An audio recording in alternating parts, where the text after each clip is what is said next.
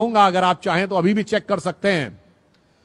सूर्य से धरती की दूरी जो 15 लाख कुछ मील है, उसको यदि आप सूर्य के डायमीटर से डिवाइड करें तो जानते हैं कितना आता है संख्या? 108।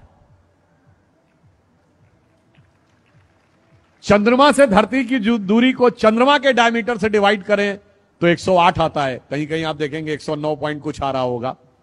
इसका अर्थ क्या हुआ कि 108 is the galactic ratio of our solar system with the two major planets,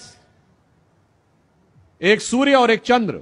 चंद्र उपग्रह है, पर व्यवहारिक दृष्टि से वो इसलिए माना गया क्योंकि हमारे ग्रह वो माना गया जो सूर्य और हमारे बीच की ऊर्जा को काटता हो। वो हमारी उनकी डेफिनेशन में एक डिफरेंस है, that is a different thing. But मैं कहना चाहता हूं, सूर्य आत्मा का प्रतीक है, चंद्रमा मन का प्रतीक है।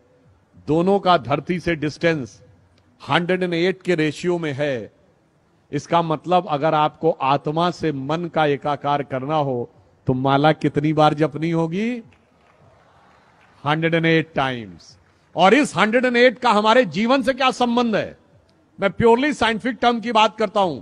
जो अर्थ और धरती का डिस्टेंस है, जिसका रेशियो 108 डायमीटर ऑफ सन है, अगर यह थोड़ा सा 10% दूर चला जाए तो इस धरती पे टेम्परेचर इतना गिर जाएगा कि जीवन नहीं रह सकता। 10% नजदीक आ जाए तो धरती पे टेम्परेचर इतना बढ़ जाएगा कि जीवन नहीं रह सकता। इसका मतलब जीवन का संतुलन वो 108 का रेशियो बता रहा है। चंद्रमा का क्या महत्व है? देखिए, हमारी धरती पे जीवन एक और कारण से है। अगर हमारी धरती एक्सिस में स्ट्रेट होती और वो घूमती रहती तो सूर्य की सारी किरणें सेंटर पे पड़ती, इक्वेटर पे। तो इक्वेटर पे तो एक्सेसिव टेम्परेचर हो जाता और नॉर्थ और साउथ पोल पे एक्सेसिव नेगेटिव टेम्परेचर होता, तो भी जीवन नहीं पनप सकता था। परंतु ये 23.5 डिग्री पे झुकी हुई है, इसलिए आधे टाइम जाड़ा, आधे टाइम गर्मी, मौसम भी बदलता है और जीवन का चक्र भी चलता है। वो 23.5 डिग्री क्यों झुकी हुई है? Because of A ratio of the distance of चंद्रमा। उसकी वजह से वो 23 डिग्री पे टिल्ट है। चंद्रमा 10% दूर हो जाए तो ये 23.5 से सीधी हो जाएगी। फिर ऋतुएं नहीं बदलेंगी, मौसम नहीं बदलेगा, जीवन नहीं चलेगा। चंद्रमा थोड़ा 10% नजदीक हो जाए तो धरती और झुक जाएगी, फिर भी जीवन नहीं चलेगा। अर्थात हमारे धर्म का विज्ञान, आकाशीय विज्ञान हमें यह बताता है कि जो जो संख्याएं भी हमारे यहां निर्धारित की गई हैं, वो किस गहराई के साथ, किस विज्ञान के विचार के साथ तय की गई हैं। इसीलिए मन और आत्मा का संयोग करने के लिए सहज स्वाभाविक रेशियो ये वही होना चाहिए जिसमें हमें जाप करने के लिए कहा जाता है। और इसीलिए कभी आप में से बहुतों ने ध्यान दिया हो कि साल में 12 ही महीने क्यों होते हैं? अगर एम्पेरिकल डिवीजन होता तो 10 महीने होने चाहिए थे ना। अगर आप जनरल किसी चीज को एक एम्पेरिकल ढंग से डिवाइड करते तो 10 महीने होने चाहिए थे। 12 क्यों होते हैं? क्योंकि हमारा सारा ज्ञान जो था वो आकाशीय गति के आधार पर था। और जिस दरमियान धरती सूर्य का एक चक्कर काटती है, उस समय में चंद्रमा धरती के 12 चक्कर काटता है। इसलिए 12 महीने एक साल में होते हैं। और जो हमारे मैथमेटिक्स के विद्यार्थी बैठे होंगे, मैं कहूंगा कि आप बड़े से बड़े मैथमेटिक्स के प्रोफेसर से पूछिएगा, सर्किल में 360 डिग्री क्यों होते हैं? 300 डिग्री होते समझ में आता, 100 डिग्री होते समझ में आता, 200 डिग्री होते समझ में आता। 360 डिग्री इसलिए होते हैं कि आकाशीय सर्किल जो एक धरती लेती है सूर्य के चारों तरफ, और उस प्रोसेस में 360 time it rotates on its axis, there are 360 degrees in a circle. तो ये मैंने सिर्फ इसलिए आपको बताया कि हमारी हर सोच अंतर से लेके बाहर तक किस प्रकार जुड़ी हुई है कि भगवान कृष्ण के विराट रूप से लेके सूक्ष्म रूप तक। अगर आप ये बताइए कि आप जब ध्यान लगाते हैं अपनी आंखों के सामने तो क्या दिखाई पड़ता है? Black colour. इसीलिए भगवान कृष्ण काले हैं, कृष्ण वर्ण हैं।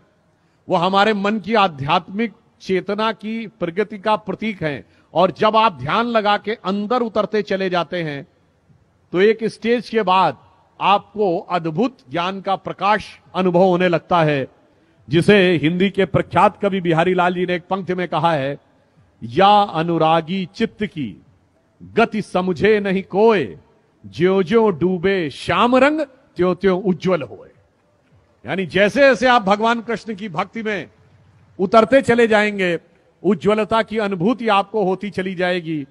और इसीलिए हमारे देश में जीवन का उद्देश्य आत्मानुभूति है, यानी self realization is most important part of the life then conquering the entire world. और इसीलिए भगवान कृष्ण का जीवन जानते हैं किसका प्रतिनिधित्व करता है? संपूर्ण वेदों के ज्ञान के सार का प्रतिनिधित्व करता है, जिसके लिए कृष्ण भक्ति के एक कवि ने लिखा है, जाहि अनादि अनंत अखंड अछेद अभेद सुवेद बताव, शेष गणेश सुरेश दिनेश महेशो जाहि निरंतर ध्यावें। और पुनः कह रहा हूं, जाहि अनादि अनंत अखंड अछेद अभेद सुवेद बतावें, ताहि अहीर की छो हरियां छछिया बर छाछ पे नाच नचावें। और ये किसने लिखा है? सैयद इब्राहिम रसखान, भगवान कृष्ण के बहुत बड़े भक्त कवि, जो मुस्लिम थे, माना जाता जिनका जन्म काबुल में हुआ था, उनकी समाधि वृंदावन में है। वो आकर भक्ति में ऐसे लीन हो गए कि उन्होंने ये कहा, और उनकी एक बड़ी प्रख्यात कविता है, आप सबने सुनी होगी, कि वो कहते मेरा अगला जन्म हो तो मैं कृष्ण भक्ति में ही रहना चाहता हूं। अगला जन्म मनुष्य के रूप में हो तो ग्वाल बालों के रूप में, अगर पशु के रूप में तो नंद बाबा की गायों के रूप में, पत्थर बनूं तो गोवर्धन पर्वत के ऊपर, और अगर पक्षी बनूं तो कदम्ब के उस वृक्ष पर, कालिंदी जमुना जी के तट पर, जिसके नीचे कभी भगवान बंसी बजाया करते थे। तो रसखान कहते हैं, मानुष हो तो वही रसखान बसों ब्रज गोकुल गांव के ग्वारन, और जो पशु हो तो कहा बस मेरो धरो चरो नित नंद के धेनु मझारन, और पाहन हो तो वही गिर को जो धरो कर छत्र पुरंदर धारन, और जो खग हो तो बसेरो करो कहूं कालिंदी कूल कदम्ब की डारन। आप सोचिए कितना बड़ा अंतर है।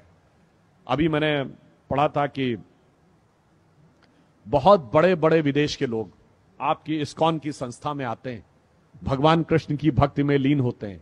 मैंने रॉबर्ट ओपेनहाइमर से लेके कईयों के उदाहरण दिए। महत्वपूर्ण बात क्या है? आपको दुनिया में कोई दूसरा उदाहरण नहीं मिलेगा जहां उस धर्म संस्कृति को न मानने वाले व्यक्ति ने उस भगवान के प्रति इतनी श्रद्धा व्यक्त की हो। और उससे बड़ी बात यह है, उससे यह भी नहीं कहा गया हो तुम कन्वर्ट हो जाओ। यह हमारी ज्ञान की गहनता और विचारों की उदारता का प्रमाण है। मगर अफसोस की बात यह है, रसखान की जो मैंने पंक्ति बताई, आज की युवा पीढ़ी को कभी कभी भ्रम हो जाता है और वो पश्चिम से ज्यादा प्रभावित होने लगते हैं। तो इस पे मैंने एक पैरोडी सुनी थी बचपन में, जब मैं बच्चा था, क्लास 7th 8th में।